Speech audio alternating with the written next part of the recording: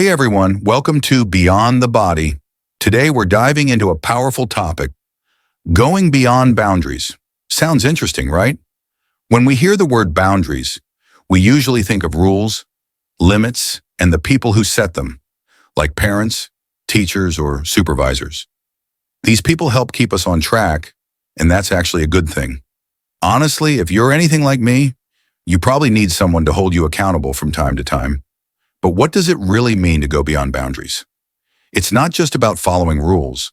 It's about going the extra mile, doing more than what's required, not because someone told us to, but because we want to. It's when a leader, a teacher, or even a parent doesn't just give orders, but inspires us to push ourselves, to take action, and to grow. So how can we create that kind of motivation, not only in others, but in ourselves? The answer is empowerment. Now, you might have heard this word used in business. Empower your team to get results, meaning do more with fewer resources in less time. But that's not what I'm talking about. I'm talking about the feeling of being empowered, the kind that sparks self-motivation from within. If you want to know whether you or someone else feels empowered, there are 3 simple questions to ask. Research backs this up, but trust me, it'll feel like common sense because you've experienced it before. Question 1, can you do it? Psychologist Albert Bandura called this self-efficacy. It's about believing in your own ability. Do you have the time, the training, and the knowledge to succeed? Question 2, will it work? This is called response efficacy. Do you believe that what you're being asked to do will actually make a difference? That belief usually comes from education, when we're shown the data or the reasoning behind it. And speaking of education, let's pause here for a moment. We call it education in school, from elementary through college. But once we step into the workplace, it suddenly becomes training. And there's a real difference. Training means you actually do something and get feedback. It's active, it's powerful. That's why the term online training often doesn't live up to its name. I mean, how can it be real training if no one's watching or giving feedback? Finally, question 3, is it worth it? If the answer is yes, if people feel capable, believe it will work, and think it's worth the effort, then they're truly empowered. And that's when motivation becomes real and lasting. So here's a question for you. Can you think of a time when you were truly empowered? When you did something not because you had to, but because you wanted to? Do you believe the outcome is worth it? That's the key question here. This idea comes from the famous psychologist B.F. Skinner, who talked about selection by consequences. In simple terms, it means we do things because we expect something in return. Even Dale Carnegie once said that from the moment we're born, everything we do is driven by the results we hope to get. So when you ask someone, is it worth it? You're asking them to think about the consequences of their actions. If they believe the answer is yes, they're much more likely to take action. That's where real motivation comes from. And here's the interesting part. If you answered yes to the 3 earlier questions, can I do it? Will it work? Is it worth it? You'll probably feel competent. And that feeling competent while doing something that matters, is incredibly powerful. You've probably felt it before. When you believe in yourself and the work you're doing, no one needs to watch over you. You just do it because you're self-motivated. Now here's a challenge for all leaders, teachers, and mentors. How do you help others feel competent? The answer is simple. Give feedback, offer recognition, and show people that they're doing a great job. Remind them of their value and progress. That's how you build confidence and inspire motivation. And before we wrap up, there's one more powerful word I want to talk about. Choice. It's pretty simple. When you feel like you have a say in what you're doing, when you have a sense of autonomy, you're naturally more motivated. Your common sense tells you this, and so does science. In fact, B.F. Skinner discussed this idea in his book, Beyond Freedom and Dignity, way back in 1971. That book had a big impact on me. It made me realize that our actions are often shaped by consequences. But depending on how we view them, we might feel free or controlled. Here's the difference. When you're working for a positive outcome, like a reward or a personal goal, it feels good. It feels like you're choosing to take action. But when you're doing something just to avoid a negative outcome, like getting in trouble or disappointing someone, it feels like pressure. That's what we call negative reinforcement. It gets results, sure, but it doesn't feel great. So here's a big challenge for all leaders, teachers, and even parents. How can we help people become success seekers instead of failure avoiders? Let me give you an example. On the first day of my introductory psychology class, and I teach 2 classes of 600 students each, I ask, how many of you are here just to avoid failure? And you know what? About 80% of them raise their hands. I tell them, thanks for showing up. I know you're motivated, but you're not exactly excited about it. Most of them probably told their friends, I have to go to class. It's a requirement instead of I get to go to class. It's an opportunity. And let's be honest, most of them woke up to an alarm clock, not an opportunity clock. That's the real difference. It all comes down to how we see things.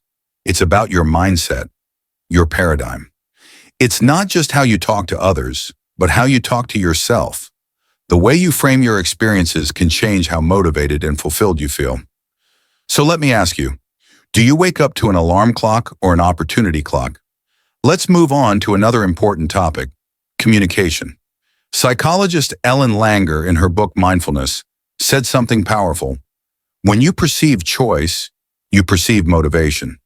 In other words, the more choices you feel you have, the more motivated you'll be.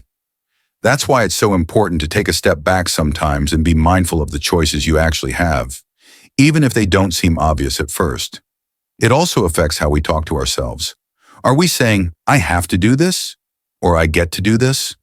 Are we chasing success or just trying to avoid failure? Your words matter. The way you communicate, both to others and to yourself, shapes your mindset and motivation. That brings us to our 4th C word, community. This one is powerful. Psychologists have found again and again that social support is essential. When people feel connected, when they have a sense of belonging, they're not just more motivated, they're also happier and more resilient. Having a community around you makes a big difference. So here's something to think about. Have you ever judged a situation too quickly, only to find out later you misunderstood it? Were you thinking independently or interdependently? Don't worry if you were thinking independently. That's how most of us are raised. We grow up hearing things like, nice guys finish last, the squeaky wheel gets the grease, and you've got to blow your own horn. We're taught to stand on our own, chase success, and do it ourselves. That's independence. Think about it. We all come into this world dependent on others. Then, as we grow, especially during our teenage years, we want nothing more than to break free, to be seen as capable, to prove we can do it on our own. But in doing that, some of us get stuck. We carry that I don't need anyone mindset for far too long. And honestly, that's not a good place to stay. The truth is, we need each other. We need connection. We need support. We need community. It's time we shift from a culture of independence to one of interdependence, where we lift each other up, where we have each other's backs, and where we recognize that we're stronger together. So let's bring it all together. We've talked about 4 powerful C words that fuel self-motivation and inspire us to actively care for people. 1. Competence, feeling capable and confident. Second choice, having autonomy and control. 3. Community, feeling connected and supported. 4. Consequences, knowing our actions have meaning and impact. Let me end with this. In your daily life, do you find yourself trying to do it all alone, or are you building a community that grows and succeeds together? Let me share a personal story, one that happened over 60 years ago, but still feels like it happened yesterday. I remember my parents coming up to me and saying, "Hey Scott, how would you like to take drum lessons? How would you like to play the drums?" And wow, would I ever. I was beyond excited. In my mind, I was already thinking about the greats, like Buddy Rich and Gene Krupa. Most people today may not recognize those names, but back then, they were the drummers. Legends. In those days, the drummer wasn't hidden in the back. The drum set sat in front of the band. White pearl drums shining under the lights. I saw it in my head. That was my vision, my motivation. I wanted that. So of course I said yes to drum lessons. But I didn't start with a fancy set. My parents had bought me a beat-up practice drum at an auction. It wasn't pretty, but it was enough to get started. And they made a deal with me. They said, if your teacher tells us you're improving, if you're working hard, we'll upgrade your set. First a better snare drum, then a bass drum, and then maybe some cymbals. In other words, they were holding me accountable and offering consequences that kept me going. So every week my teacher would show up and set up his drum next to mine.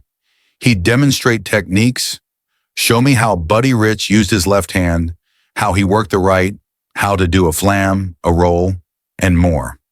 I practiced hard because I had a clear vision, and I believed in the rewards that would come if I stuck with it. That simple promise, that clear path forward, kept me focused, motivated, and improving. Now let me ask you, what's a personal goal you once had that kept you going, even when things were tough? What was your white pearl drum set, your vision that made the hard work worth it? Thank you for watching Beyond the Body, and be sure to subscribe because more incredible content is in the way.